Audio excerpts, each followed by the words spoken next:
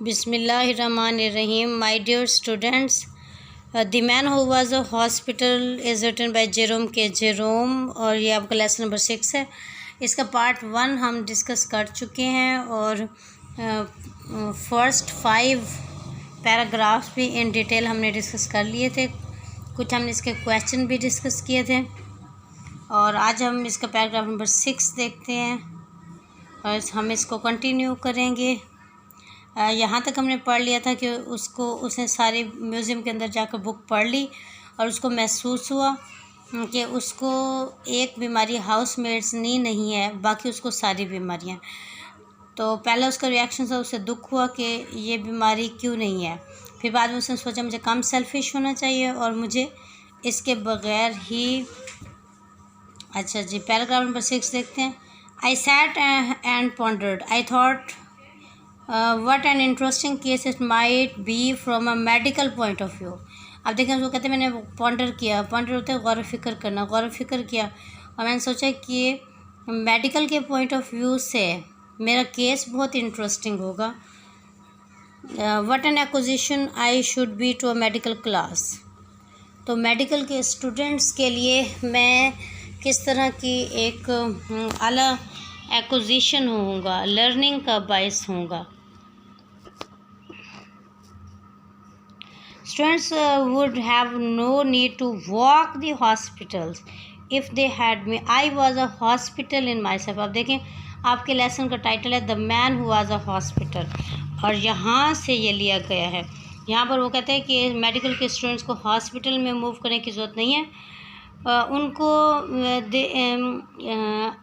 उनको मेरे गिर्द मूव करने की ज़रूरत है।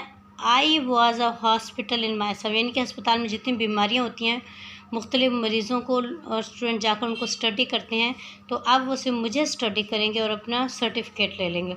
All they need to do would be to walk round me and after that take their diploma. तो जिस चीज़ की उनको ज़रूरत है कि वो मेरे इर्द गिर्द फिरें और फिर अपना मेडिकल की डिग्री ले लें, डिप्लोमा ले लें। Then I wondered how long I had to live, I try to examine myself. अब देखें अब वो कौन कौन सी इवल हैं जो वो कर रहा है, बुराइयां हैं जो वो कर रहा है। पहले उसने गलत किया, उसने मेडिकल की टर्मिनोलॉजी जो उसकी समझ से बाहर थी उसने उसको पढ़ा, तो वो इस नतीजे पे पहुंचा कि हर बीमारी उसको है। हालांकि हर बीमारी जो एक सेंसेशन दे रही है तो उसमें कुछ चीज़ें टेक्निकल होती हैं, वो एक बीमारी से दूसरी बीमारी में नहीं होती हैं और वो जो टेक्निकल चीज़ें होती हैं वो सिर्फ एक प्रैक्टिस्ड डॉक्टर को ही समझ आती हैं, हर इंसान को समझ नहीं आती। तो दूसरी चीज़ वो ये कहते हैं कि मैंने अपने आप को एग्ज़ामन करना शुरू कर दिया। अब ये एग्ज़ामन कौन करता है? डॉक्टर करता है, मुआयना करता है, एग्ज़ामन करता है बीमारी को जांचने के लिए।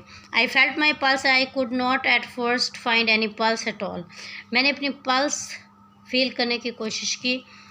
तो ये देखें डॉक्टर होते हैं वो पल्स फील करते हैं कि कलाई को पकड़ कर धड़कन का अंदाज़ा लगाते हैं।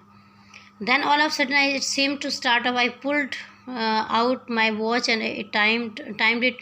I made it 147 to the minute। तो कहते हैं कि पहले तो मुझे लगा मेरे अंदर कोई पल्स नहीं चल रही, फिर अचानक से वो चलना शुरू हो गई। मैंने घड़ी निकाली और मैंने देखा कि 1 मिनट में 147 दफ़ा चल रही है।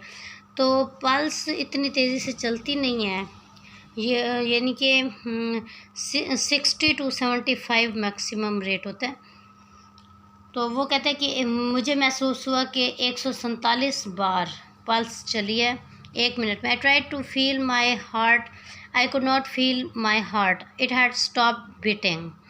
आई have since been induced to come to the opinion that it must have been there all the time and must have been beating, but I cannot account for it। I patted myself all over my front, from what I call my waist up to my head, and I went a bit round each side and a little way up the back, but I could not feel or hear anything। I tried to look at my tongue। Okay so वो कहते हैं कि फिर मैंने अपने दिल की धड़कन महसूस की, मुझे लगा मेरे अंदर दिल नहीं है।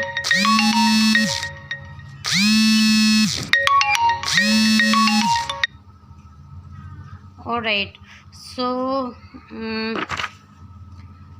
उसके बाद वो कहते हैं मैंने अपनी ज़ुबान को देखने की कोशिश की। I stuck it out as far as ever it would go, and I shut one eye and tried to examine it with the other. और मैंने अपनी एक आँख बंद की और दूसरी के साथ उसको एग्ज़ामिन करने की कोशिश की. I could only see the tip, और मैं सिर्फ ज़ुबान की टिप देख सका, स्टार्टिंग जगह देख सका. And the only thing that I could gain from that was to feel more certain than before that I had scarlet fever. यहाँ से मुझे अंदाज़ा हुआ कि मुझे स्कारलेट का बुखार है. हमारा पार्ट 2 कंप्लीट हुआ, इसके बाद पार्ट 3 में हम इंशाल्लाह इसको एंड कर देंगे. तब तक के लिए अल्लाह हाफ़िज़ एंड गुड बाय.